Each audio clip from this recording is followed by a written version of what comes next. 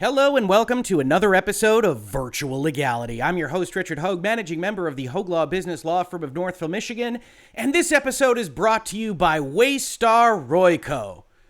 No, that's not right. That's the fictional entertainment and media company from HBO's Succession, in which a prevalence of sexual harassment complaints leads to a battle for control by the narcissistic and ego-driven CEO, who demeans his employees and family, shouts threats, and ignores corporate governance structures. I'm not sure how that got there. My apologies.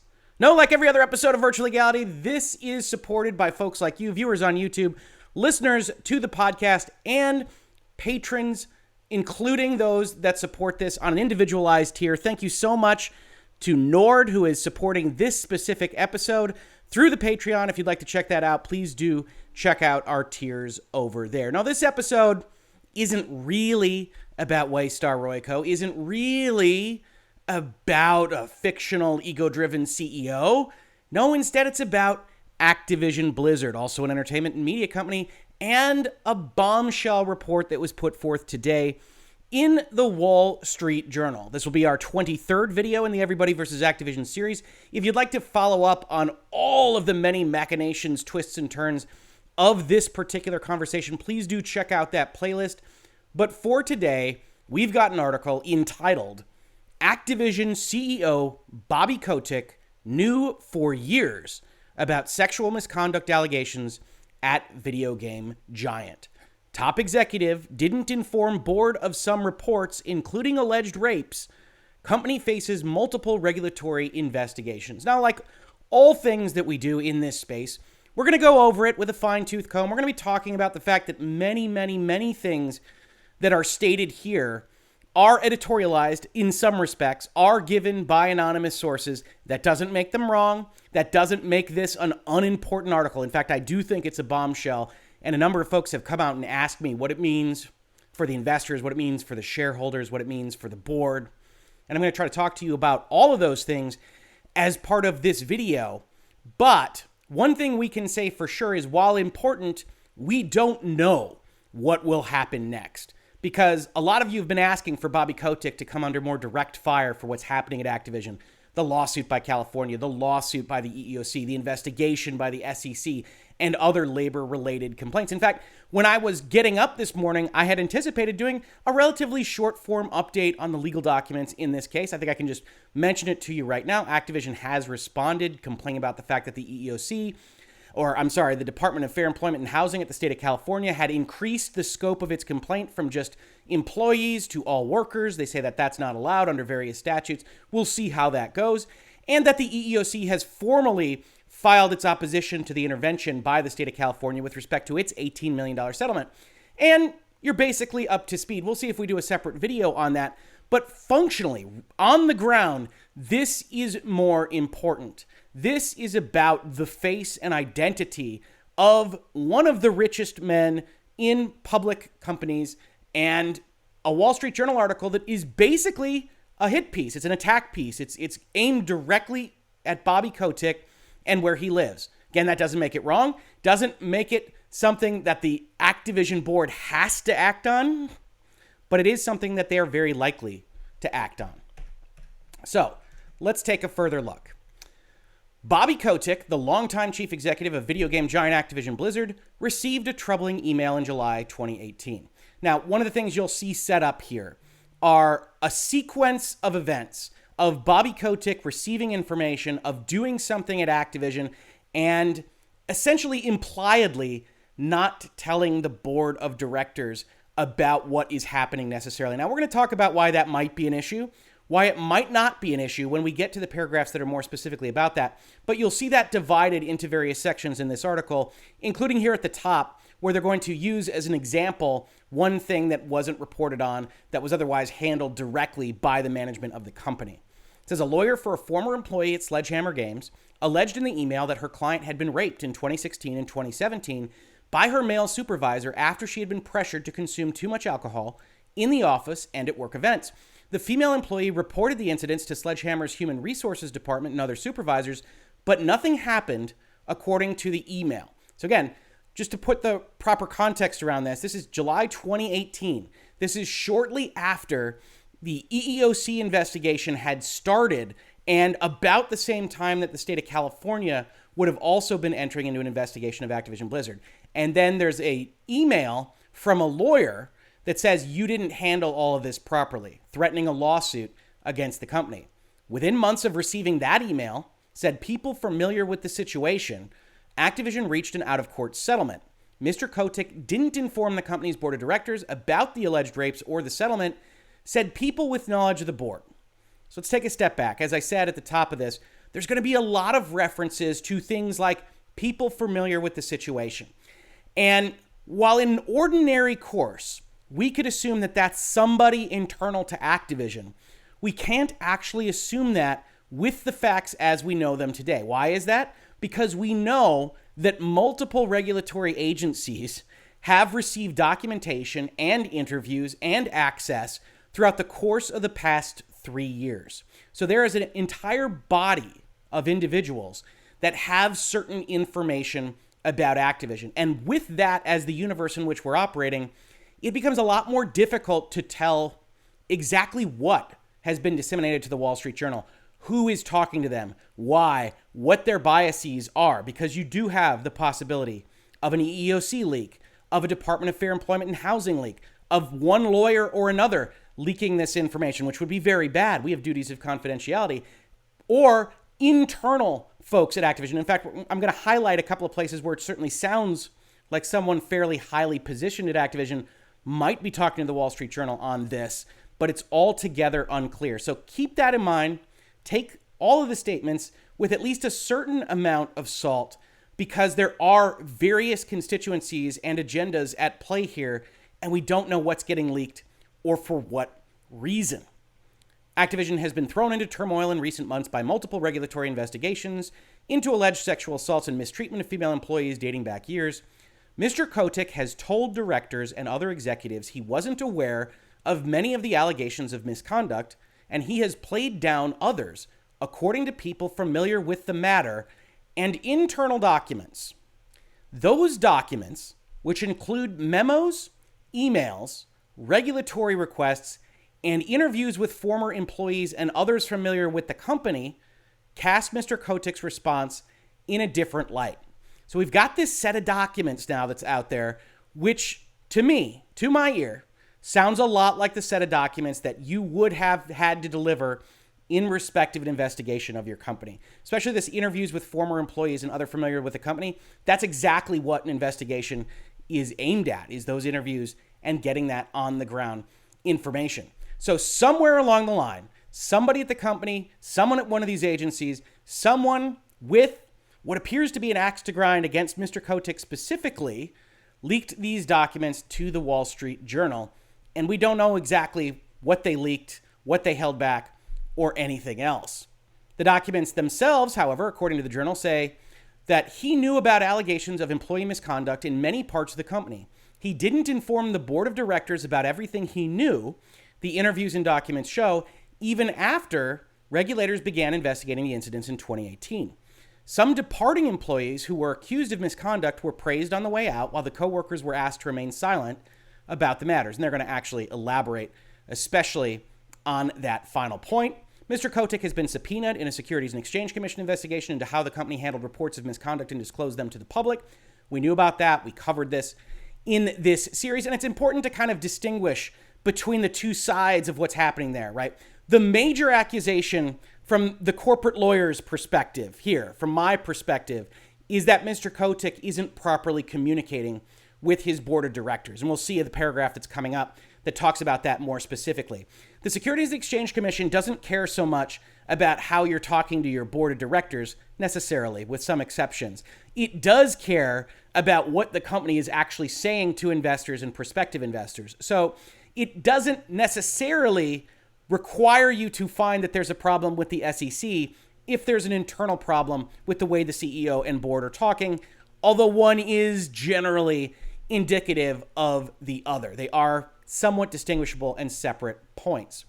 Now, this article says the board of directors was blindsided by the California lawsuit's allegations, according to people familiar with the board. Now, that's just different from familiar with the incident, familiar with the company, familiar with the matter, etc.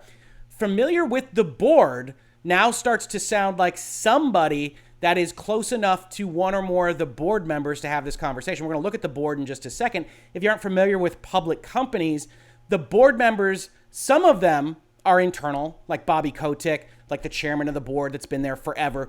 But many of them are there for experience in other fields that may or may not be friendly on a personal basis with one or more of the management team, but are bringing their experience doing something else to the company. Those folks tend to be very concerned about what we're also going to talk about as part of this video, and that is their fiduciary duties, because we start talking about legal liability and potentially worse, depending on what is happening and when. Directors have questioned Mr. Kotick about what he knew and why they hadn't been better informed. He has told them any cultural issues were centered at the company's Blizzard Entertainment unit, which he said he had resolved years earlier. These people, those familiar with the board, said. And here's where we're going to talk about corporate governance. Now, this generally sounds like what Bobby Kotick has said in public for the most part. He's intimated that Blizzard was the real problem, that all of these things are relatively old, that they've changed the structure of the company. I'll leave that judgment for you, viewer or listener, to determine on your own. We're going to see some of the examples here, some of which are old, but none of which I don't think apply to Blizzard specifically. There might be one exception there. But in order to understand what is the potential problem, we need to understand how a United States corporation is organized, right? And I think people sometimes get lost in this. I got some questions about who might be liable for this kind of thing. And in order to understand this, the shareholders, which are kind of up here, own the company, right? When you see a stock price, and we'll look at that as part of this video as well, it's the ability of you to buy a very, very, very small percentage of a public company. And then all of the people that own shares together elect the board of directors, the individuals that have experience, that are going to be the ones where the buck stops in respect of how the company operates. It's why when you watch a show like Succession on HBO, which with my voice gone, I've been watching pretty much all of the last week, you get scenes in which, as a corporate lawyer, I see absolute ridiculousness where you have the CEO just blatantly ignoring the board of directors and things like that. And I think to myself, that's a little bit mustache twirling. I'm not sure how much I agree with the reality of that. And then lo and behold, we get Wall Street Journal articles at the top of the next week to discuss more fulsomely. As a matter of fact, I've been considering doing videos on Succession and the business terms used in that series. If you're interested in that at all, leave a comment to this video. It might be something that I add to the channel in general. But when we're talking about all these things, when we're talking about how the board operates and what you have to tell them, as the CEO, which is here listed as president and CEO, some high management position, you have a responsibility to report to the board. This is the director, the board, and the board has a responsibility, a fiduciary duty that obligates it to its shareholders. If we look at the board of directors, we see a whole number of people that have different experience. We've got Ms. Bowers, who has been a director of Activision Blizzard since January 2018 and has served as the independent governance and organizational consultant for nonprofit organizations since 2016. We have Mr. Corti, who's been a director since 2003 and worked at Avon Products, a global manufacturer and marketer of beauty and related products, for more than 25 years. Mr. Hartong has been a director since 2015 and served as chairman and chief executive officer of Brynwood Partners, a private equity firm. So you're going to see investors in the company with seats on the board. These are the kind of folks that get really skittish if you start to have scandal, if you start to have something that is an issue to your business model. These are the folks with money in the game that have these seats in order to participate in the governance of the company. Then you have the insiders, right? Mr. Kelly has held various positions of responsibility with Activision since 1991, including serving as a director since 1995 and the co-chairman of our board from 1998 until 2013, and the only chairman of the board since. This guy is Activision. Bobby Kotick, we already know, he's the CEO. Mr. Meyer has been director since 2014 and was the chairman of Warner Brothers Entertainment before then. Mr. Morgado has been a director since 1997 and was a chairman of the Maroli Media Group and served as chairman and the chief executive officer of Warner Music from 85 to 95, etc., etc. So you see all these people with these various interests.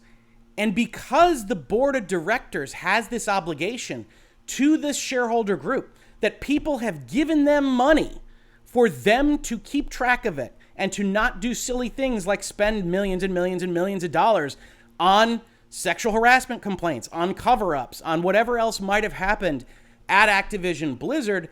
They take a special interest in, why the hell weren't you telling us that these things were happening?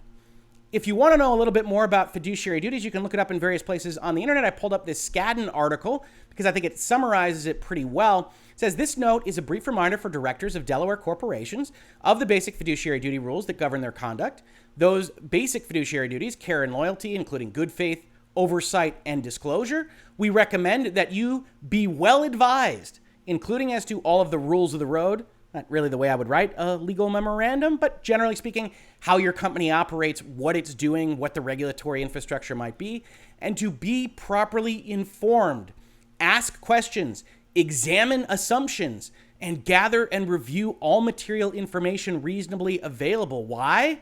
Because you have a duty of care that the shareholders can bring a lawsuit against the board of directors for breach of the duty of care if you did not have informed, deliberative decision-making based on all material information. So what you've got in a situation like this is a board of directors that looks at all this and says, oh my God, we've got potential liability here. And this liability is real. Boards are sued all the time. It's one of the reasons why some investors won't take a board seat at all. They'll get observer rights. They'll get other rights that allow them to somewhat control or observe the governance of a company, but they don't want these duties. They can't, either because they're too busy or they're uninterested, get all the documentation together, make informed decisions. And here you've got a situation where the chief executive officer is accused in a national outlet of not talking to its board. Here in the bylaws of Activision, which I will also link in the description, you can see that the chief executive officer of the corporation shall exercise such duties as customarily pertain to a CEO's role, and shall have general active management of the property, business, and affairs of the corporation, subject to the supervision and overall direction of the board of directors.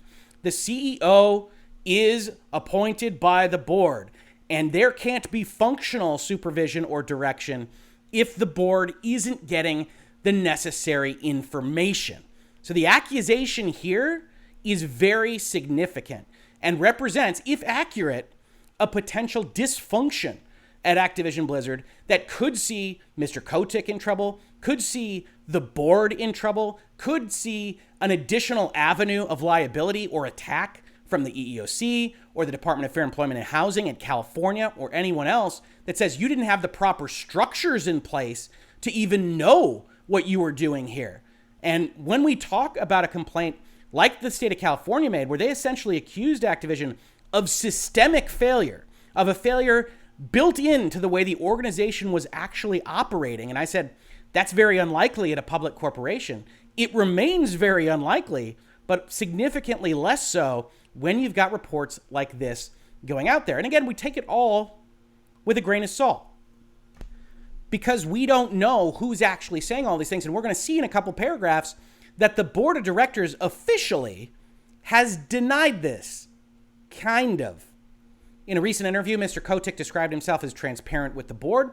Activision spokeswoman Helene Klasky, and this will be shortened to spokeswoman in various other places, so just remember her name. This is the one that has made the primary communication between Activision and the Wall Street Journal on this, said Mr. Kotick would not have been informed of every report of misconduct at every Activision Blizzard company, nor would he reasonably be expected to have been updated on all personnel issues. Now, I have to say, that's accurate. At the CEO level, you have multiple tiers of leadership and management below you that are supposed to be handling these things. And in a functional corporation, that's exactly what happens. You have the reports to human resources. You have the various managers address those, be disciplined, discipline others. Maybe you get a summary report up one level, up another level, depending on how your actual hierarchy at your corporation is arranged. And then Bobby Kotick gets summaries and action point memos and things along those lines that relate to all of those things. But when you have kind of the house of cards falling down and you have all of these cases, it becomes more important to be informed and to certainly inform those under which you are acting as CEO, such as the board of directors. She, Ms. Klasky, said Activision sometimes fell short of ensuring that all of our employees' behavior was consistent with our values and our expectations. I don't think that can be denied by anyone that is following this story at all. Activision's board, in a statement sent by Ms. Klasky, said it has been informed at all times with respect to the status of regulatory matters, and that Mr. Kotick hadn't said the problems were only at Blizzard, one of the company's most successful studios. Remember, that's one of the things that this article accuses Mr. Kotick of having told board members, that it was limited to Blizzard alone. The board denies both those things, although the denial of what they've been informed on is a little bit narrow, right? The fact that there are a series of harassment complaints, some very significant harassment complaints, isn't specifically a regulatory matter. So this does say that the board is telling the Wall Street Journal that when there was an EEOC investigation, when there was a Department of Fair Employment and Housing investigation, he went and told the board that those things existed, but we'll also see that that's not necessarily the case as part of this article as well. It gets very confusing here, and it shows that Activision isn't necessarily on the same foot across all of the things that it's telling people as part of this article, and of course, the commentary that they have made prior to now. Then we get a little bit more color that maybe we didn't know before. It says, since the California lawsuit, Activision has received more than 500 reports from current and former employees alleging harassment, sexual assault, etc., according to people familiar with the matter. The examples of alleged misconduct by Activision employees cited in this article haven't previously been reported, and I don't know exactly what that line's doing there, except to say, hey, if you're inclined to just think that this is all otherwise included in one of these baskets you've already heard of, no, these are all new. And then you get a discussion a little bit of Mr. Kotick. He's one of the highest paid chief executives of a U.S. publicly traded company, pay package valued at $154 million. Then they kind of impugn Mr. Kotick, says in October, after the Journal approached Activision with questions for this article, Mr. Kotick made the move that we talked about as part of this series, reducing his compensation to what he said is the lowest level, adding a zero tolerance policy, and responding to some of the demands that were made by the A Better ABK workers group at the company. Then we get into what I actually think is perhaps the most significant slight on Mr. Kotick in this particular article. If you were so inclined, devil's advocate, to be on Mr. Kotick's side, you could look at these various things and say, okay, it looks like this one was handled, this one was handled, this one was handled.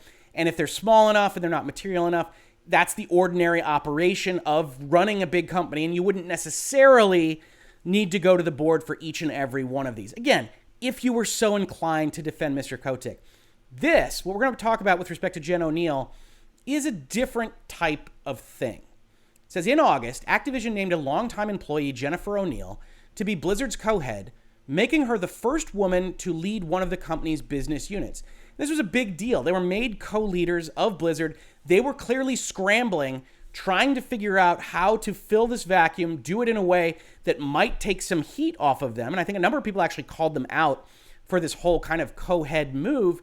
And it was within 3 months that we were doing a video talking about Jen Oneal leaving the company by the end of the year. Now, the message that was sent out publicly in respect of her leaving, and you can check it out in this video that's now showing on your screen, was very nice.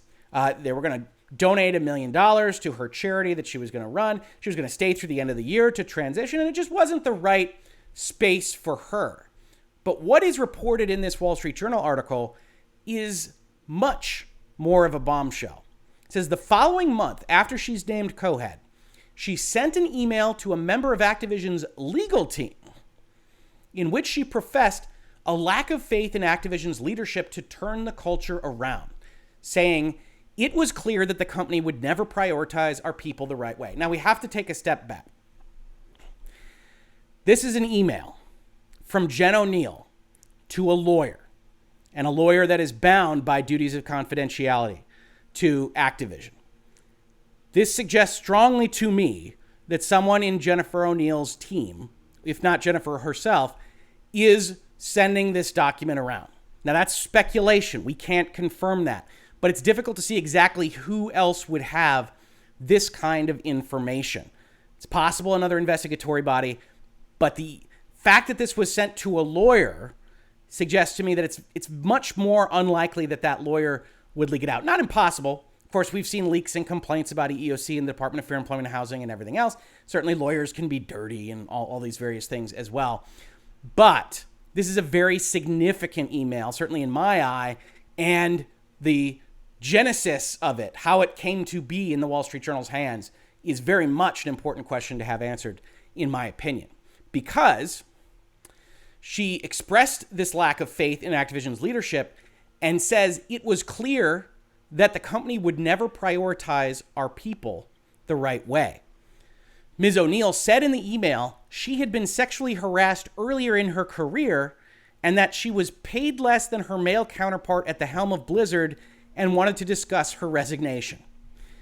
Now, understand the circumstances here. The state of California in this summer filed a complaint that 90% of its running time was Activision hasn't paid women the appropriate amount for their male counterparts. And what is described in this email is that Activision, scrambling to give co-leadership to Blizzard in the face of all this, named two people, one a female, one a male, and apparently decided to pay the female less than the male for what was publicly expressed as the same job. Ms. Oneal then continued in her email saying, "I have been tokenized, marginalized, and discriminated against." I look at this situation, these particular paragraphs, what came out about Jennifer Oneal, which is in the last 3 months. It's not 13 years ago. It's not 15 years ago. It's not only at Blizzard. This is them dealing directly with Activision leadership. And I look at this as potentially the problem in this article for Mr. Bobby Kotick. This article continues, mentions that Ms. Oneal described a party in 2007, which is years ago, in which scantily clad women danced on stripper poles and the DJ encouraged female attendees to drink more so the men would have a better time. Again, kind of going to that frat boy culture that the state of California accuses Activision of.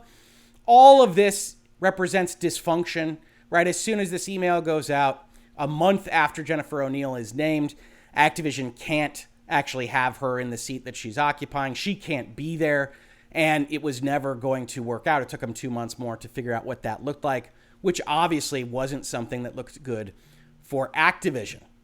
In the interview with the Wall Street Journal, Mr. Kotick disputed that Activision is unwelcoming to women and said the examples of misconduct identified by the journal are exceptions that don't reflect the company overall.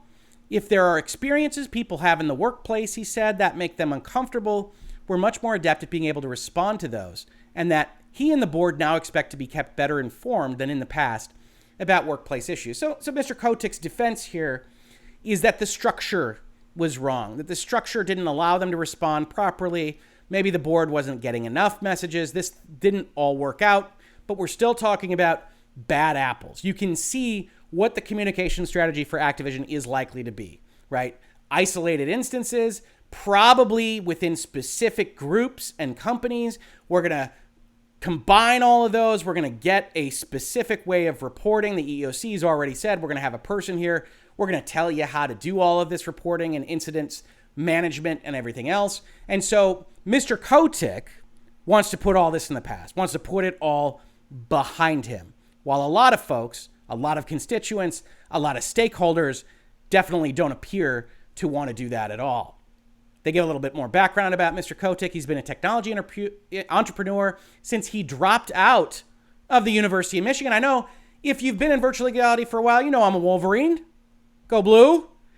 And Michigan has a saying, those who stay will be champions. So I don't know how we should feel about folks that drop out from the university. I do know, for instance, as much as I love my Michigan football team, Mr. Kotick actually does support the football team with various expenditures at various times in the multi-millions of dollars level. So he is supporting one of my favorite things on earth, which, you know, isn't the greatest when you get articles like this about him, but we get the hand we're dealt. He forged his reputation by acquiring successful development studios behind popular gaming franchises. Mr. Kotick long allowed those studios to operate as independently as possible, which he believed would foster the development of hit games. Former employees at several studios said behaviors such as workplace drinking, comments about women's appearances, the sharing of explicit content, and staff-organized trips to strip clubs were common, and they didn't feel comfortable complaining to human resources. So here again even in the Wall Street Journal article, you start to see how Activision's probably going to start talking about these things. Yep, isolated. Hey, look, here's what I did. Here's what I did. I wanted them to be independent. And in that independence, some bad apples got more power than they should have.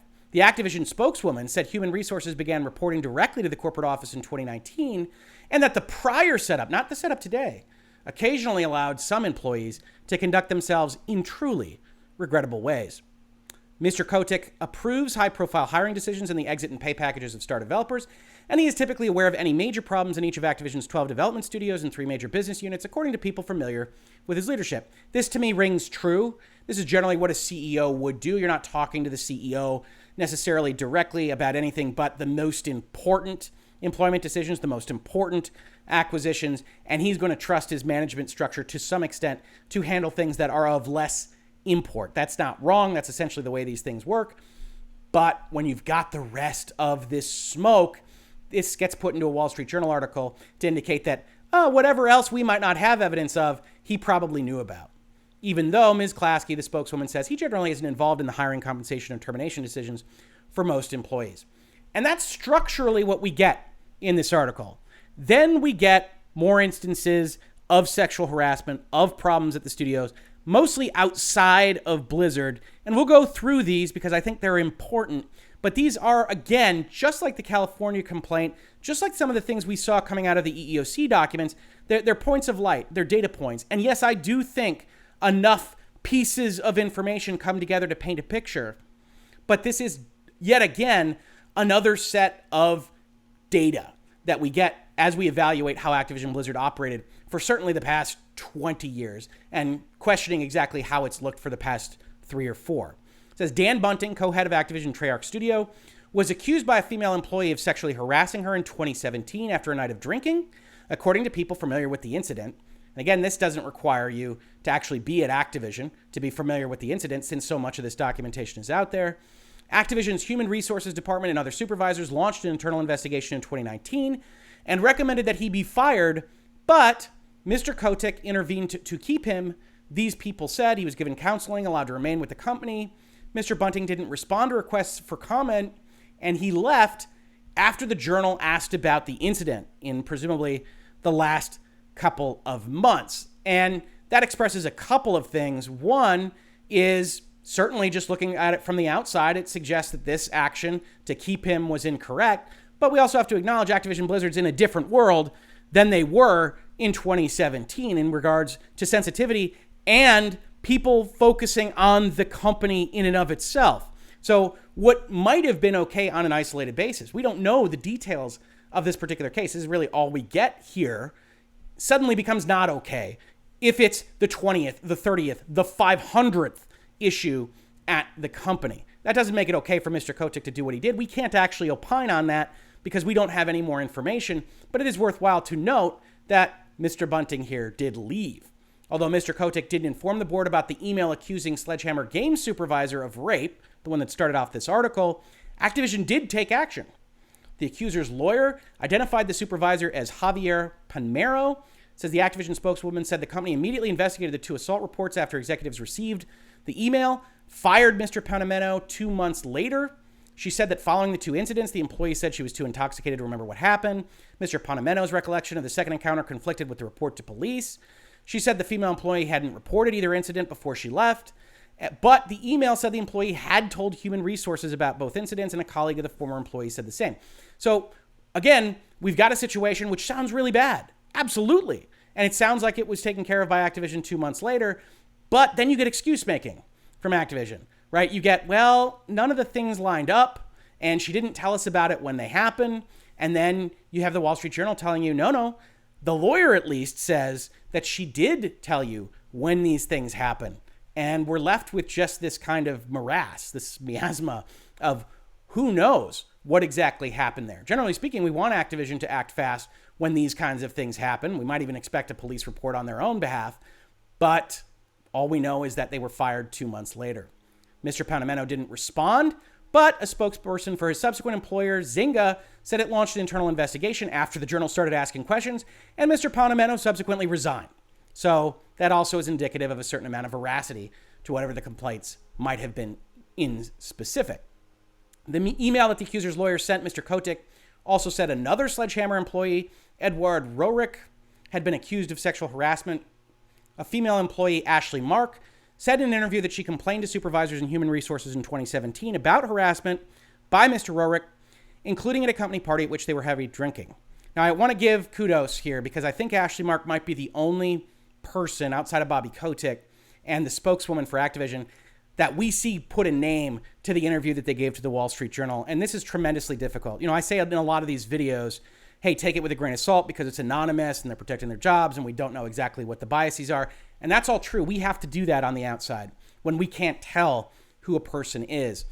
But it is a tremendously brave and difficult thing to put your name on something like this, to put it out in a Wall Street Journal article that millions of people are going to read, that people are going to make YouTube videos about. And so we have to give credit where it's due. That is a very brave move, and it gives you a lot more confidence in what is being said than just the anonymous reports. Mr. Roerich confirmed he was investigated for a harassment incident at an office party in 2017, said it was unclear what exactly did and did not happen since a lot of alcohol was involved. I can't remember what I might have done. He added that it was stupid of me and totally uncalled for to get that drunk. He said he was given a 2-week paid leave and allowed to remain at Activision in a different position. Excessive drinking has been associated with numerous complaints of alleged employee misconduct at Activision, according to former employees. Ms. Klasky said the company will soon ban alcohol in the office, which almost everyone has done in most industries. In fact, if you go back to the top of this series, when they're talking about cube crawls and things, you will see me comment on the fact that this is generally when your corporate lawyer, your general counsel, whomever says, yeah, we don't really like to have drinks on site or mandatory drinking at these kinds of things, because while maybe most people at your company can drink to normal amounts, there's always going to be a few who don't, and there's always going to be trouble that results from those kinds of things. And I know that's maybe not as fun for working in the workplace, but hey, I'm a lawyer, I'm a wet blanket, and that's why you see those kinds of rules made. Why drinking gets banned, right? It's because the alternative is often much, much worse for the company and for the people that work for it. Then we get a summary of what we already know in this series. The EEOC brought a complaint. The DFEH in California challenged it. The SEC is looking at things. And there's a point made here by a lawyer at Activision where he says most companies don't disclose EEOC investigations in that SEC probe. And I tend to agree. If you go look at that video, one of the things that's mandatory to disclose, and you'll be talking with accounting professionals and auditors and lawyers when you do these kinds of things, when you consider them for the statements that you're going to make to the public, is that it has to be material. It has to be important, significant to the people that would otherwise be reading this document. As we now know, the EEOC is going to settle for $18 million or so with Activision. And as many people have pointed out, that is in fact not material to the financial success of Activision as a company. So in general, it wouldn't necessarily need to be disclosed to the people that are potentially investing in you. Over the years, Mr. Kotick has himself been accused by several women of mistreatment. So here we get into a section that, unlike the other sections that we've looked at, which is talking about prior incidents at Activision, is aimed at Mr. Kotick himself. It says in 2006, one of his assistants complained that he had harassed her, including by threatening in a voicemail to have her killed, according to people familiar with the matter. And the Activision spokeswoman said, Mr. Kotick quickly apologized 16 years ago for the obviously hyperbolic and inappropriate voicemail, and he deeply regrets the exaggeration in tone in his voicemail to this day, which is, for all practical purposes, a confession of the accuracy of these statements. And you do get a picture of an individual that, in all honesty, starts to sound more and more like Brian Cox's Logan Roy, of a narcissistic, ego-driven CEO that is used to yelling at people and getting his way. An image that is pretty much supported by the next anecdote paragraph in 2007. Says, he was sued by a flight attendant on a private jet he co-owned who claimed that the plane's pilot had sexually harassed her, and after she complained to the other owner, Mr. Kotick fired her. In a separate action related to legal fees in the case, an arbitrator citing what he said was sworn testimony wrote to Mr. Kotick, told the flight attendant and her wrote that Mr. Kotick told the flight attendant and her attorneys, I'm going to destroy you. A spokesman for Mr. Kotick denied that he said that. Here we have spokesman instead of spokeswoman. So it's unclear whether that's a different set of statements from Ms. Klasky's or whether it's a typographical error. But you do get a death threat in 2006. You do get an "I'm going to destroy you," which he denies, in 2007. You do get excuse making in 2008 when he had to pay off the arbitrator that says Mr. Kotick said he couldn't have fired her in retaliation because she never complained directly to him. And frankly, in most instances, facts and circumstances are always going to control, of course. That isn't going to be the case. If you know a complaint was made and you fire for that reason, that can 100% be retaliation, especially if you're in the ownership group. It's going to matter on what the law is, what the various jurisdictions say about these things. But ultimately, this excuse isn't going to fly in most circumstances. So we got 2006, 2007, 2008. Some stuff is said by Mr. Kotick, paints him in a very bad light. Then we jump forward to 2020, where we see about 30 female employees who worked in Activision's esports division wrote an email saying that female employees had been subject to unwanted touching, demeaning comments, exclusion from important meetings, and unsolicited comments on their appearance. Mr. Kotick was aware of the email, according to people familiar with the matter. So 30 female employees at the company just last year write this email. Mr. Kotick's aware of it and says the company took steps such as providing diversity and inclusion training to the esports leadership team. Now, what kind of goes unsaid here is what exactly is the implication for what should happen here? Essentially, this says they had more training. Is the Wall Street Journal implying that there should be firings, there should be further investigations? I think that is what's implied by the rest of the context of this article, but it's essentially left unsaid, which I never really like in a piece like this. I'd like a little bit more clarity as to what they think is wrong in this particular circumstance, but I think we can assume that they don't think that Activision went far enough. It says former Blizzard technology chief Ben Kilgore faced multiple allegations of sexually harassing female staffers over the course of several years. So here we're in Blizzard land. During a company investigation, Mr. Kilgore lied about whether he had a relationship with a lower level employee, and he was fired in 2018 in a move approved by Mr. Kotick. Now, we don't have the years here. We don't know whether Activision was slow to move on this or not. But again, we have another circumstance where somebody was fired. You're going to have bad apples in any company that has 10,000 people. So the question is, was what was done sufficient for legal purposes, for ethical purposes, for moral purposes?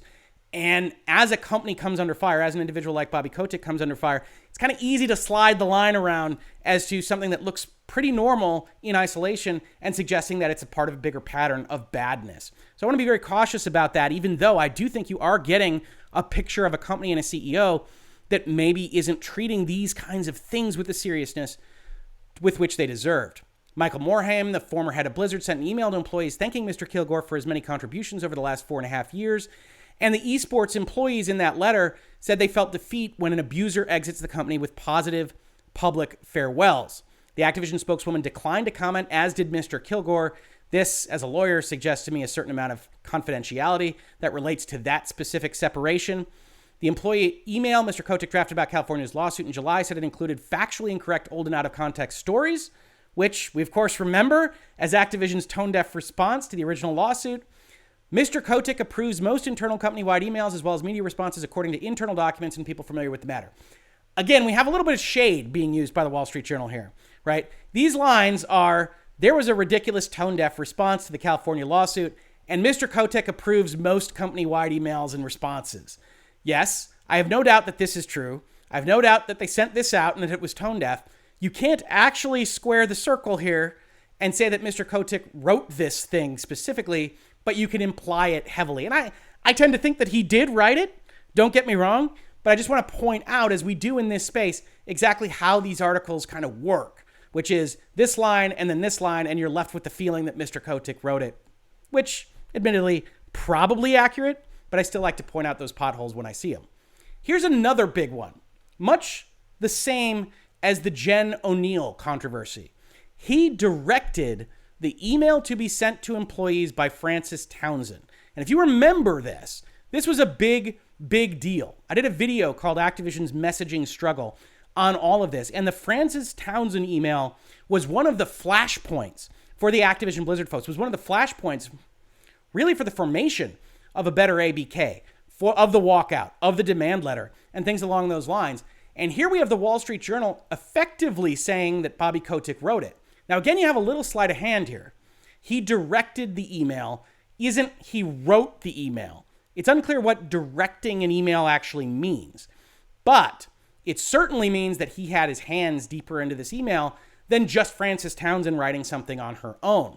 And that's why, as the Wall Street Journal explains it, we get responses from Mr. Kotick in one of the public responses we saw earlier, calling that statement tone deaf, which sounds a little bit more like an attack on Ms. Townsend when it's made, rather than what Ms. Klasky says here at the end of this article. Ms. Townsend should not be blamed for this mistake. Again, kind of taking it off the hands that Ms. Townsend didn't write it. We can understand that as individuals that know that all of these things are vetted by public relations and legal and the CEO and usually the board in most instances.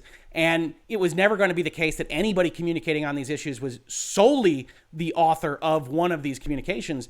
But here you have the Wall Street Journal essentially, again, in a series of paragraphs throwing shade, saying, oh, I'm mostly in charge of the emails and I directed Frances Townsend's email and I backtracked, called it tone deaf. I've gotten this interview with the spokeswoman. She should not be blamed for this mistake.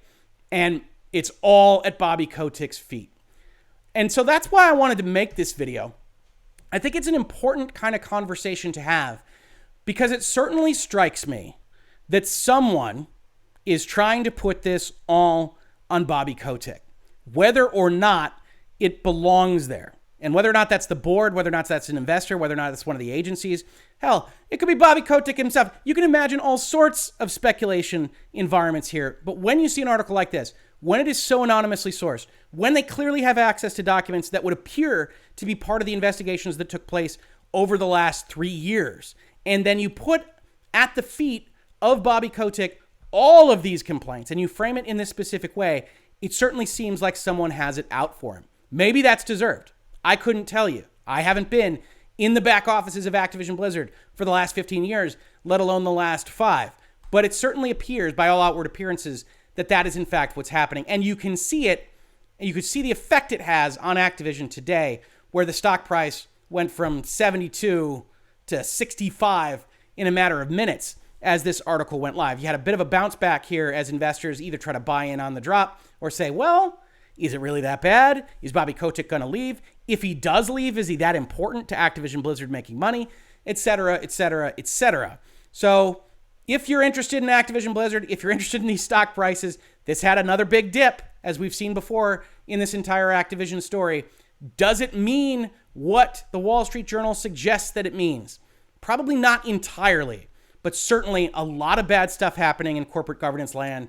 Jen Oneal, Frances Townsend, in the immediate aftermath of all this, appear to have legitimate grievances about Bobby Kotick and potentially the entirety of Activision, while some of the older stuff is older, but also suggestive of a company that really didn't have control of its people to the extent that we require in corporate America.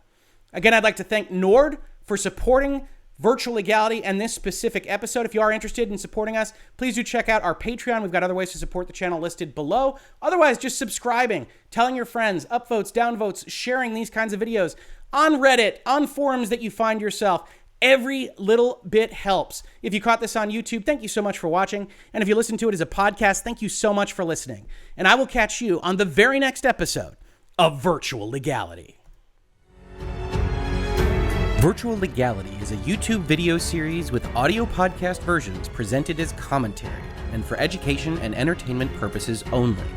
It does not constitute legal advice and does not create an attorney-client relationship. If you have legal questions about the topics discussed, please consult your own legal counsel.